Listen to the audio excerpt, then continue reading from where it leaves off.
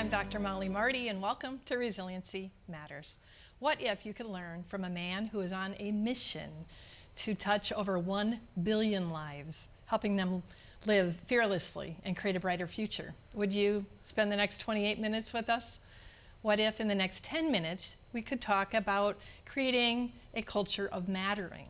Would you hang out with us? Who is us? My other half today is Simon T. Bailey.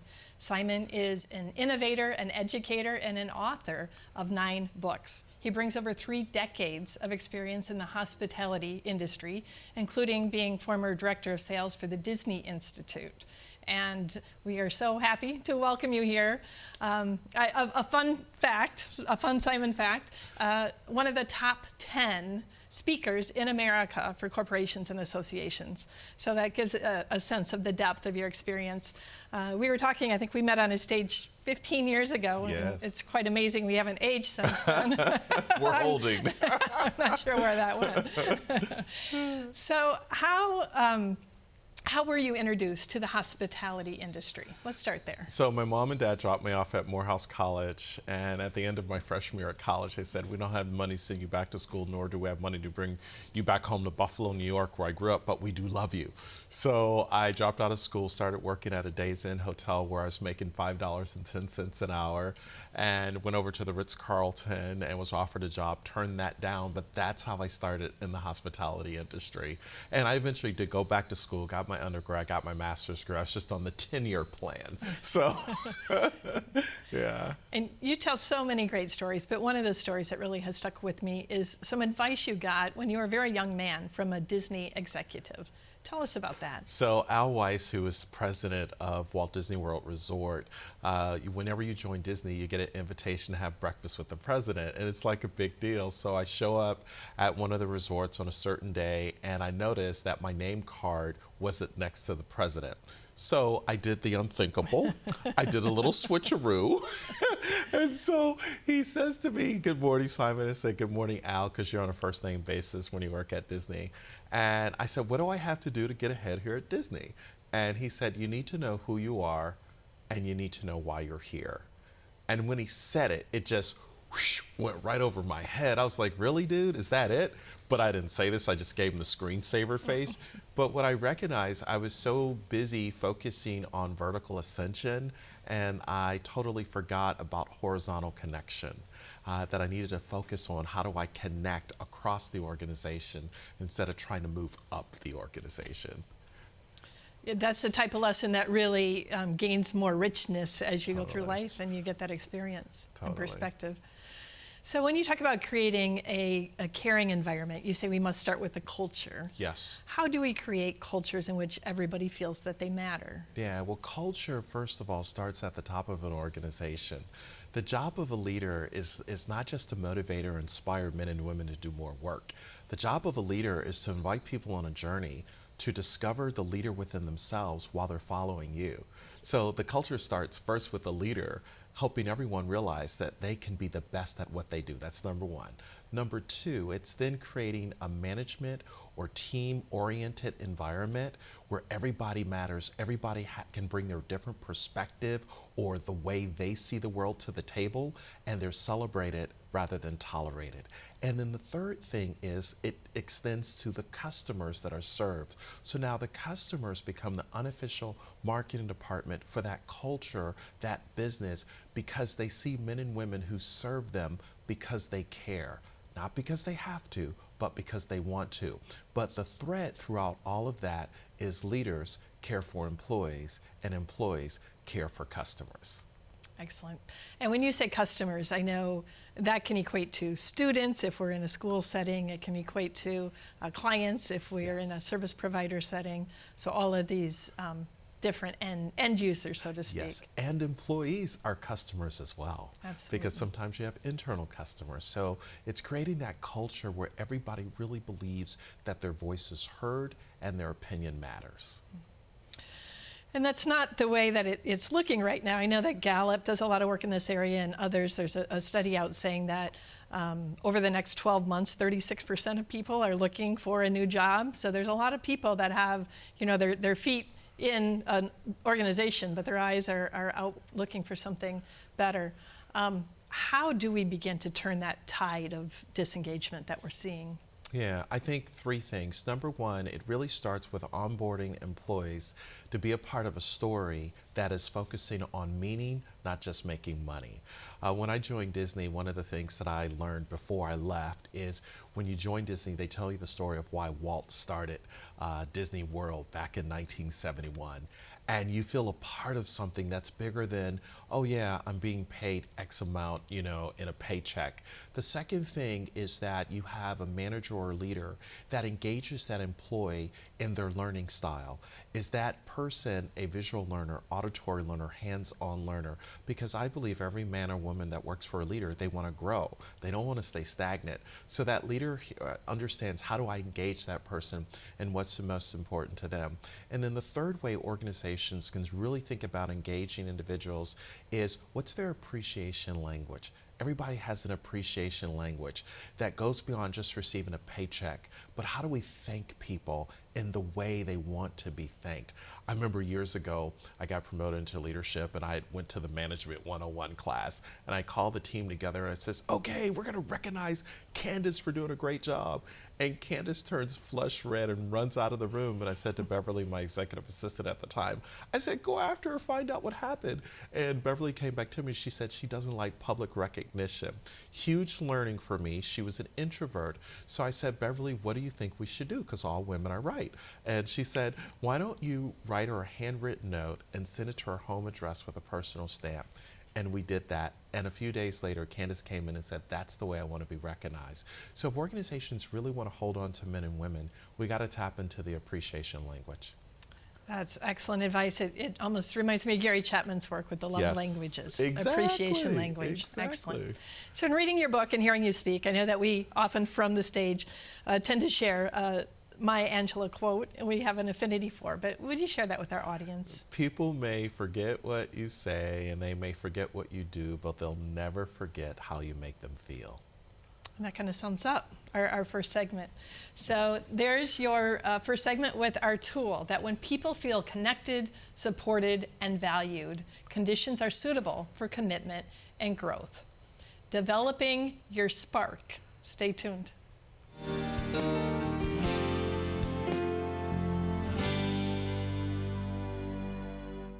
One gig is the future, and Mediacom provides the most complete coverage. America's first 100% 1 gig technology network, offering gigabit speeds in every market we serve.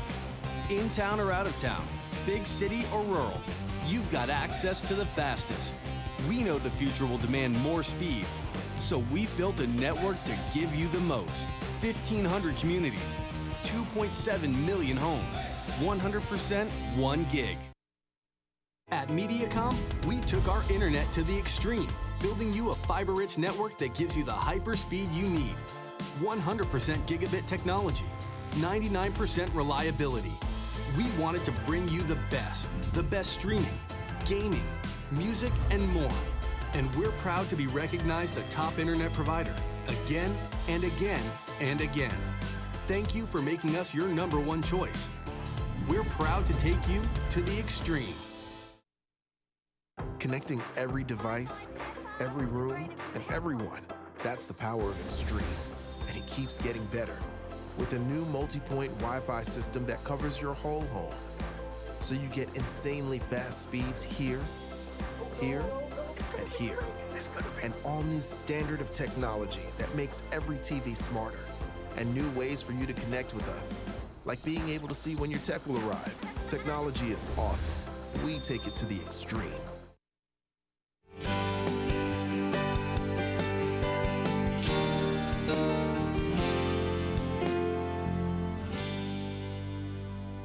Hi, I'm Dr. Mollie Marti, and welcome back to Resiliency Matters. We are speaking with Simon Bailey, author of 9 books, and this segment we're going to talk about Be the Spark, your pretty new book. I love not only reading this, but feeling this. It's a great book.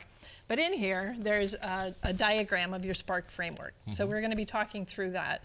And the S stands for see them as guests. Yes. So you see everyone really as a guest. And in order to do that, you say we need to unlearn a lot of what we've been taught. Yeah, so many times when we look at people we're looking to serve, it's about what we can get from them instead of what we can give to them. So when we see them through the lens of a guest, we intentionally look for ways to go above and beyond the call of duty. And what we teach in Spark, it's not about just going the extra mile, it's about going the extra inch. And going the extra inch is, how do I listen to understand you instead of listening to respond? And when I see you through that lens, I'm unlearning, relearning, and learning what matters to you. Excellent. And the P is personalize the experience to each person. So how do we create a positive experience for everyone we interact with? Yeah, so it's first of all dialing into what's important to you. So quick example, I was checking into a hotel in the Cayman Islands and they didn't have my room ready, so they said just wait over in the lounge. And a gentleman, Howard, comes over to me. We start talking and he says to me, how was your trip to Halifax, Nova Scotia?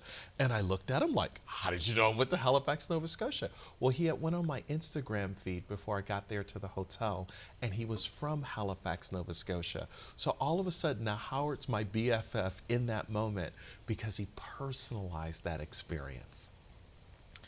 And then A is anticipate and uncover needs. Yes. How do we uncover needs? So how do I uncover the needs of you as a customer, a guest, or a client is by understanding years ago, I thought I had to have the right answers. Now it's about asking the right questions. So I ask you the right questions and I begin to pay attention to the data, the intel, the information that you share, and then I begin to understand how do I customize and tailor that experience for you. So much of this is just about being present with the other and asking those questions and listening, but you really, I love this framework. So the R is respond with appropriate and immediate service. Yes. And part of that in your book, you write about the importance of owning our part in situations and apologizing. Yeah, it's Talk not so about much this. what happens, it's how we respond.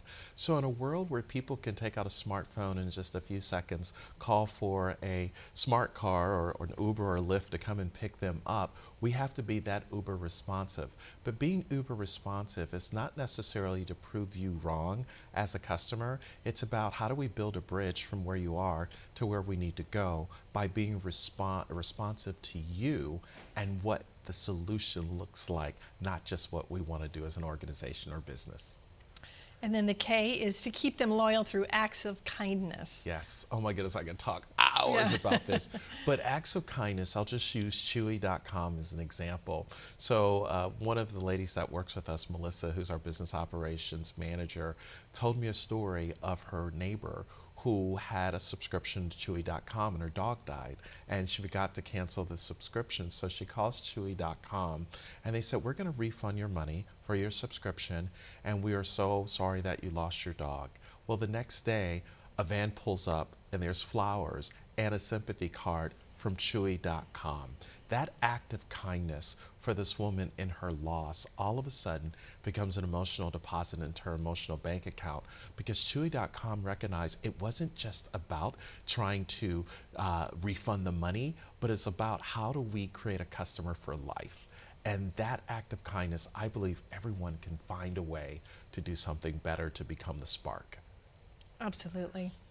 We were talking, we just lost our 14-year-old dog this week, so I'm like, oh, that's a beautiful example. I know you have so many stories, but we have time for one more. So putting the whole Spark process together, give an example of another organization that you think is really sparking and doing it right. Another interesting example is Nordstrom. So not too long ago, I was traveling from San Francisco to Columbus, Ohio through Detroit. And my flight got canceled. So my next flight got canceled and I had to rent a car and drive to Columbus, Ohio. Well, I didn't have any luggage with me, had a very important meeting with the executives at Cardinal Health the next day. So I just went on my smartphone to my Yelp app, found 5 men's stores within a mile or 2 radius. And I called the first 4 stores and they said, sorry, we don't open till 10 a.m. And my meeting was at 10:30 and it's about 8:30, 8:45 in the morning. The 5th store I call and I get a live person on the phone and I'm like, oh my goodness, I got a really important meeting. She says, hold on, let me transfer you to Trina, the manager. She transfers me to Trina and Trina said, we don't normally do this, but if you pull around to a certain part of the mall, I'll have security roll up the doors, and you come in and buy whatever you need to buy. What's your jacket size, suit size, pant size? So sure enough, I pull around, I'm met by Armand. Armand said, Mr. Bailey, we've already picked out a blue blazer, khaki slacks, blue shirt, burgundy tie, and a pair of shoes for you. And we just happen to have a tailor here on site. It's all waiting for you in the dressing room. At that moment, Molly, I was feeling the customer love. So literally I go and try and everything, and I go to the counter and I pay, and I'm walking out of Nordstrom's, and I just tweeted the experience, and I get a tweet back from corporate saying, thank you for your business. Now, mind you, they're on Pacific Standard Time, where they're based in Seattle, but they responded. And then I got a tweet from the store saying, have a great meeting, and if you're ever in the Columbus, Ohio area again, come and see us. That they became the spark, because they didn't go to a management book or a rule book to say, when the customer calls, what should we do? They went the extra inch. So if in the 20th century, being the spark was going the extra mile, in the 21st century, where people touch their smartphones on average 150 times a day, it's about going the extra inch. Because in this recommendation economy, you are the spark. You are the reason why people return and tell others. And I think, for our viewers, there's so many takeaways where they can think, well, how does that apply to me? But even in a service organization or a school or a consumer-focused organization, what would that look like to have someone, a live person, begin a shift maybe an hour or two before? So you might not get those calls every day, but when they come in, you have a person there who can give that type of service and create that type of experience. Exactly. There's a lot of takeaways there. Okay, so here is our second tool. Seeing each person as a guest will help you build strong relationships, exceed expectations, and create better outcomes for everyone. Sparking your leadership when we come back.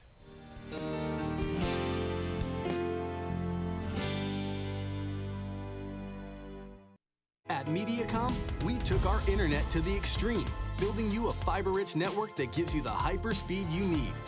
100% gigabit technology, 99% reliability. We wanted to bring you the best streaming, gaming, music, and more.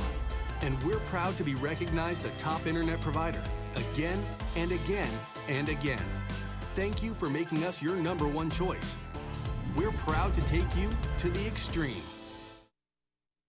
Connecting every device, every room, and everyone. That's the power of Extreme.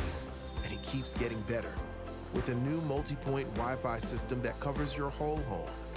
So you get insanely fast speeds here, here, and here. An all-new standard of technology that makes every TV smarter. And new ways for you to connect with us, like being able to see when your tech will arrive. Technology is awesome. We take it to the extreme. Technology, it is awesome. But when you have the power to control it, that is extreme. With extreme speeds up to 1 gig, there are no limits. Go ahead and stream on every screen. As for the big screen, show me discovery. Ask and you shall receive with the all-new Extreme Speak and Show remote. And if you need to ask for help, just click and we'll show up too. That's the power of awesome technology, powered by Extreme.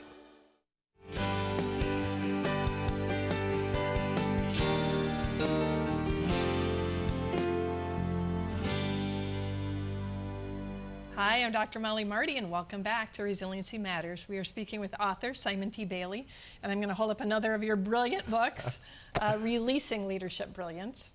And this is actually focused on the education system, which we do at National Resilience Institute a lot of work in. But it also talks broadly about leadership. So let's start there. Why is it important for us as leaders to develop our own sparks? Yeah, I think every leader has to really personally evaluate, how am I doing? How am I showing up? And really there are 4 questions every leader should think about. Question number 1, where have I been? Question number 2, why am I here? Question number 3, what can I do? And then question number 4, where am I going? Those 4 questions were given to me by my mentor a number of years ago. And he said, Simon, these questions will allow you to assess how you're showing up, because you can never take people to a place you've not been yourself. And if you're not doing your personal work, being emotionally intelligent, as Dr. Dan Goleman talks about, then you miss something. But once leaders do their work, then they can create that culture where men and women find that spark and make a difference. That's another great framework. Thank you for that. And in here, you use the framework of taking flight with weight and thrust and lift and drag, those 4 components, with the picture of an airplane. I'm talking about this, again, specific to education, but certainly it applies to all leaders. So talking about this force of weight, what is that role really of self-discovery and looking within as leaders? It's really understanding that no matter what your title is as a leader, what difference do you exist? Why are you here? And how do you intend to help people live on purpose in what they do? Because you are on purpose. So waiting has everything to do with, why do I show up to do this work? And how do I realize moving from me to we?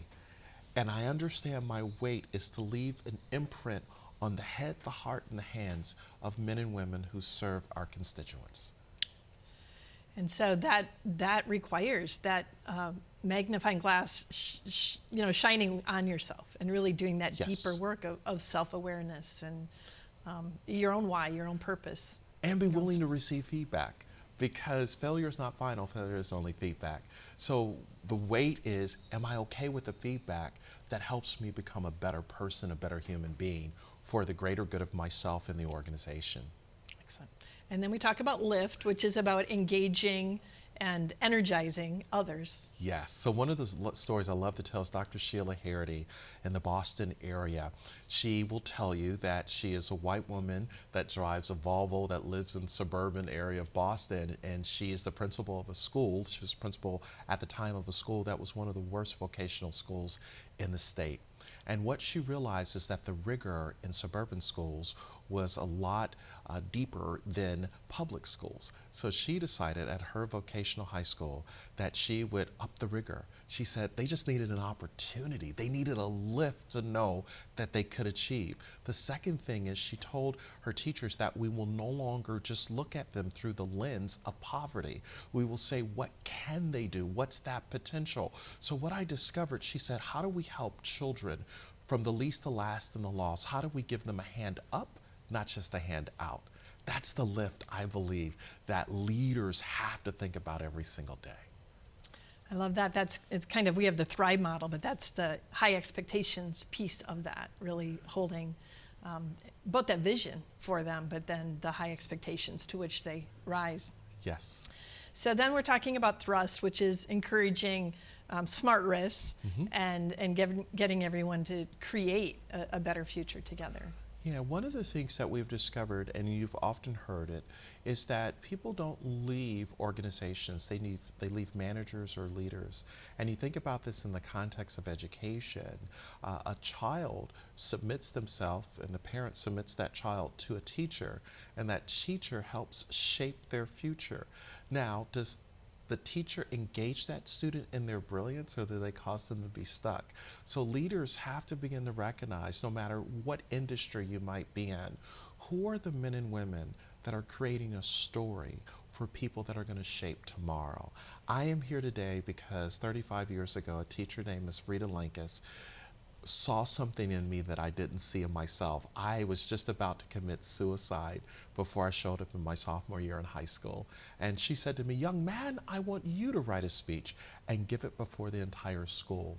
So in other words, she became the thrust for me of moving forward through the windshield of opportunity instead of looking through the rear view mirror of what didn't happen and why I was a failure. And thank you for sharing that story, which I think is something leaders do too, is show that vulnerability. I think it's now time for leaders to not just show up, but to really allow people to peek inside who you really are at the core. Because what you do is not who you are. You're bigger than that. You're not a title or a position. every leader needs to understand that it's not just about me, it's about we, and that's being our authentic selves and telling our truth. It doesn't matter if you're a public success and a private failure. And then even when we know who we are and where we're going, life happens, right? Things are coming at us. So in the flight metaphor, we call that drag. Yeah. And you talk about reframing those challenges into situations of hope and resilience. Yeah, so in my personal life, after being married for 25 years, I went through a divorce because the mother of my children said to me, you give everybody the best of you, but you give us the rest of you, and I don't want the leftovers anymore. And what I discovered is that I had built a house but lost a home. I was chasing money but had no meaning, and I was pursuing power but had no purpose. And in chasing status, there was no satisfaction because everything was about what I could get instead of who I was becoming. So my drag experience, which was probably one of the lowest points in my life, invited me to go and see a therapist. And Anita, my therapist, who's been doing therapy for 40 years, she said to me, whatever you don't deal with will eventually deal with you. And it was an invitation for me to peel off the layers and those things that had caused what I thought was success, but I had no significance. And that became my road to really understanding that drag is not a bad thing. It's a thing that invites you to step up and grow. So lift, drag, thrust, and weight. Those are the forces of flight that allow leaders to soar. And what, with drag and how you've grown as a person through this situation, and certainly resilience is a piece of that. But talk to us about whether it's your working definition or how you see it in the organizations you work with, the role of resilience. Yeah, I see resilience in organizations show up this way. When change happens, men and women become change agents. There's a Yiddish proverb that says the only person that likes change is a wet baby. And so organizations that truly are resilient in nature, they embrace change. They see change as an opportunity to grow. Here's another thing I discovered about resilient organizations. They recognize that change is inevitable. We've heard that. But growth is optional. So resilience is this way to really find out how do we grow and go from where we are to who we need to be. And another great way that you sum that up in your book that has stuck with me is you say when you meet the unexpected, meet it with the unexpected. And so really seeing those unexpected events as opportunities for you to spark and to shine. Great stuff. Our time has gone so quickly. So we are going to put up all 3 tips so you can read them along with us. But this third tool is that strong leaders focus on their strengths. They work collaboratively and they create innovative experiences for others. But take a minute here to look at all 3 of these tips of connecting with people, seeing each person in your life as a guest, and then focusing on your own leadership. Thank you so much, Simon, for joining us Thank you so much on for Resiliency having me. Matters, and thank you to you viewers at home.